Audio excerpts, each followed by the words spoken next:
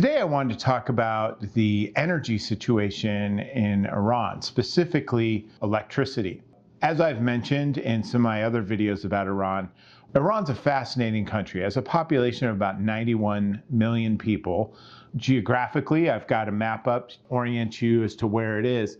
Rough neighborhood. And since 1979, Iran has been ruled by a Islamic Republican style of government, which is fascinating in its own right.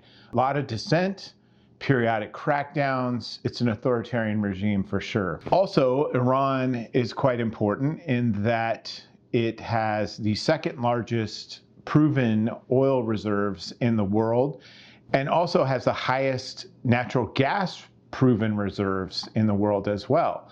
Their production, however, is not quite up to what you might expect for a variety of reasons. And the specific trouble that we're seeing right now in Iran is rolling blackouts, a lot of shortages in their production of electricity. This situation really affects poor people the most. There's a lot of inequality in Iran. Many facets of its economy, which is quite diverse, funnel through these quasi-charitable foundations, which really serve as a means to enrich the people who run the show. Politicians and also a series of political religious leaders. These rolling blackouts are happening on a regular basis, which affects their economy from a production standpoint. And there's actually been quite a bit of reporting on this. People in Iran are talking about this issue and how it's hurting their businesses. But it's also very likely to affect people in the countryside. It's wintertime, things get tough in Iran in the winter. It's very much akin to a Midwestern climate in that regard. And there's also a lot of mountainous terrain in Iran, and people live there also. Why is this happening?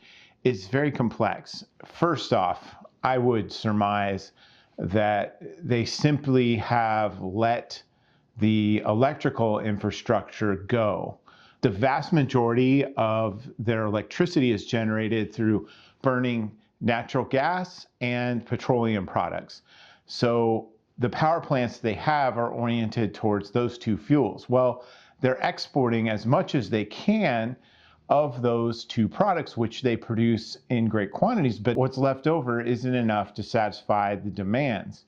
Why do they have such high demand? Iran has the highest level of electrical demand of any Middle Eastern country. They have this significant problem. They need the revenues from the oil and natural gas to continue to provide the services that they do to the people of Iran, but also to fund their various military activities and some of their destabilization efforts in the Middle East. One of the other reasons that they're struggling with this is that they subsidize electricity for many neighborhoods, particularly poorer areas in urban settings.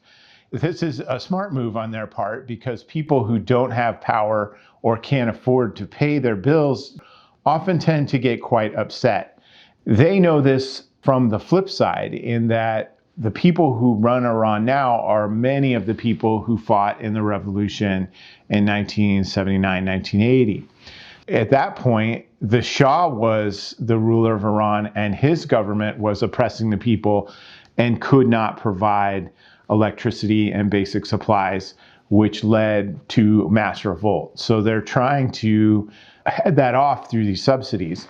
That's one issue. They subsidize the electricity. You've incentivized people to use electricity in those specific zones. Here's another fascinating part of this is that people have set up Bitcoin mining server farms in these areas where there's subsidized electricity, which means that I don't know if you're familiar with what those are, and I barely am. So let me give it a shot. Bitcoin is, of course, internationally traded currency that basically is outside of all regular financial systems.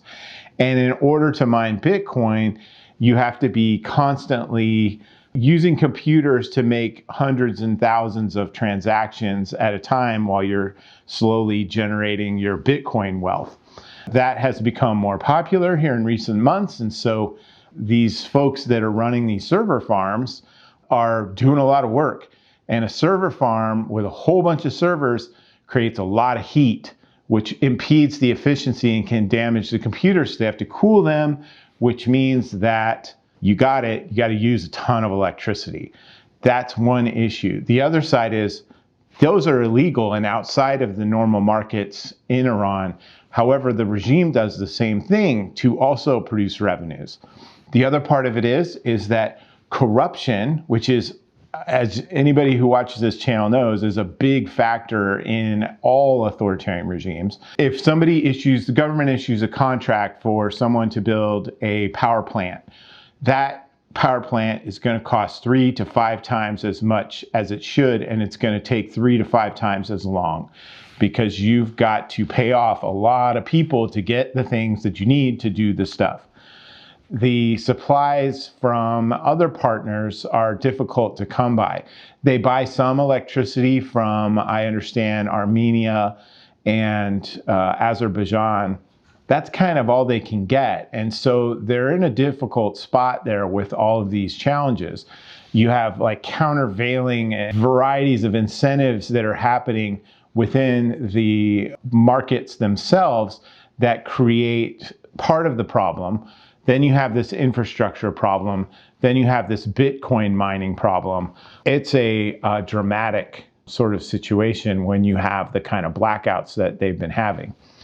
What are they going to do about it? Well, they've made some efforts to contract with domestic companies to take advantage of more of the natural gas fields and to build additional plants. However, you just don't pop up a natural gas electrical plant in 5 minutes. It takes years to build these things. And that corruption slows it down, so forth and so on. They have made some entreaties to Russia to help them develop some of those things. Those kind of deals, though, always come at a much higher cost than they would if you were working with a standard contractor from, say, France or Germany or the United States or England or somewhere like that.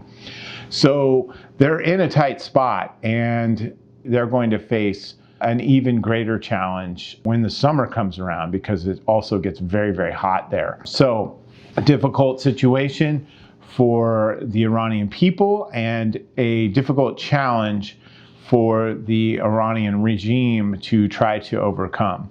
I hope that's interesting for you. If you like this kind of content, please subscribe. I also encourage folks to share these. If you have folks that are interested in these kinds of analyses, please share these, and comments are absolutely welcome. I may not know all of the details of this situation, so any context that you may have would certainly be welcome. Have a great day, and I'll look forward to seeing you on the next one. Thanks.